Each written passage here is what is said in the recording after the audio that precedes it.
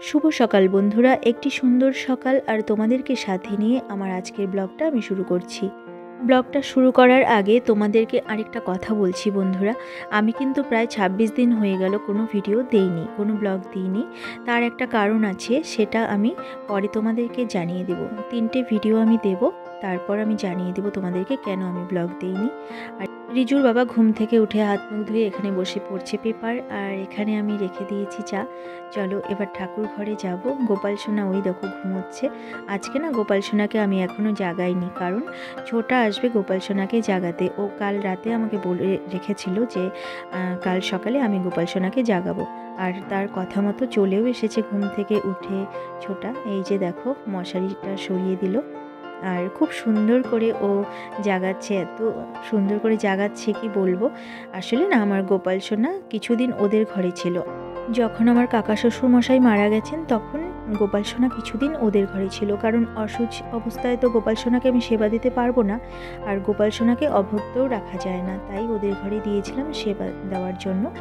তখন ছোটা ওর মায়ের সাথে না প্রতিদিন গোপাল সোনার সেবা দিত, যার জন্য ওর আবার ইচ্ছে হয়েছে গোপাল সোনার সেবা দেওয়ার জন্য, তাই ঘুম থেকে জাগাতে চলে এসেছে দেখো।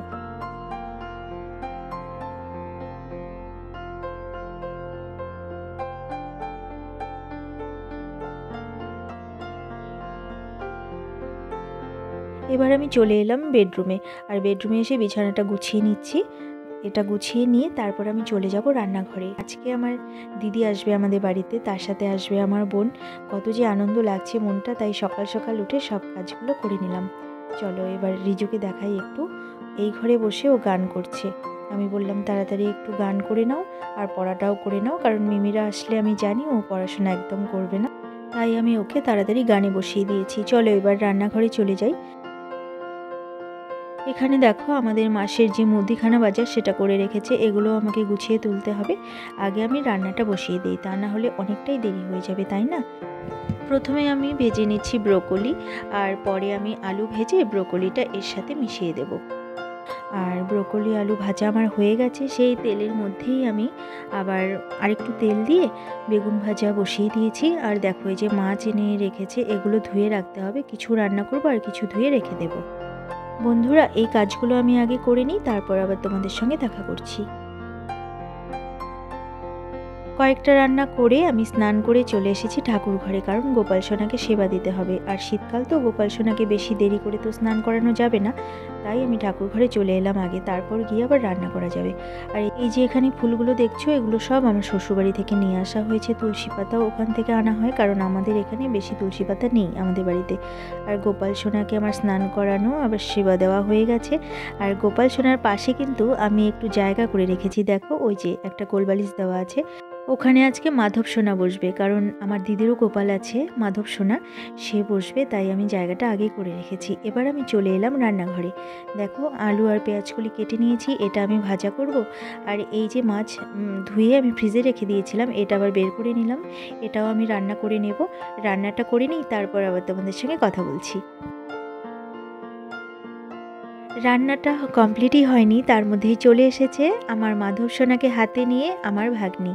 দেখো কি মিষ্টি দেখতে, তাই না, খুব কিউট।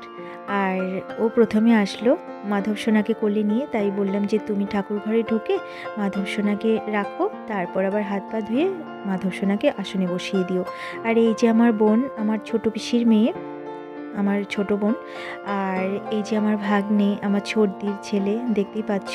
আর ওই যে আমার ছোটদি, আমার ছোটদি, আমার বোন অনেক দিন পরে আমাদের বাড়িতে এলো। ছোটদি তবুও 1 বছর পরে এলো, কিন্তু আমার ওই বোন একবার এসেছিল আমাদের বাড়িতে, আর এই এলো কয়েক বছর পর।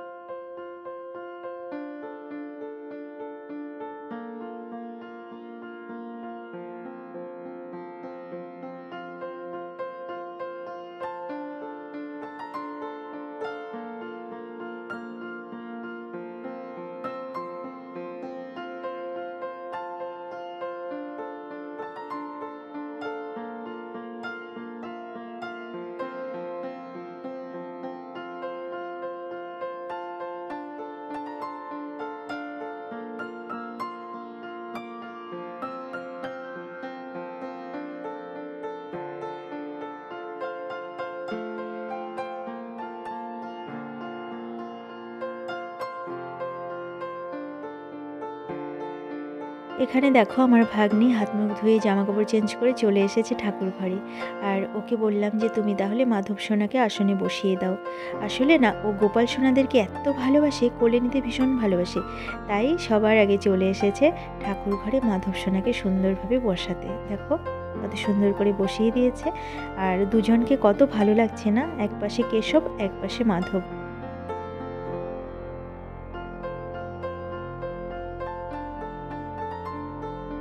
এবার আমরা চলে এসেছি রান্নাঘরে। আমি বললাম যে তোরা বস, আমি খেতে দিই, কিন্তু ওরা নিজেরাই সব ঠিকঠাক করে বেড়ে নিচ্ছে। দেখো আমাকে খেতে দিতে দিল না, কারণ বলছে যে এতক্ষণ তুই রান্না করেছিস, এখন আর খেতে দিতে হবে না, আমরাই বেড়ে সব নিয়ে নিচ্ছি, তুই বরং আমাদের সাথে খেতে বস। তো যাই হোক, আমাদের খাওয়া দাওয়ার পর্ব শেষ হয়ে গেছে। এবার আমরা চলে এলাম রান্নাঘরে, কারণ সন্ধে হয়ে গেছে। এখন আমরা খাবো চা।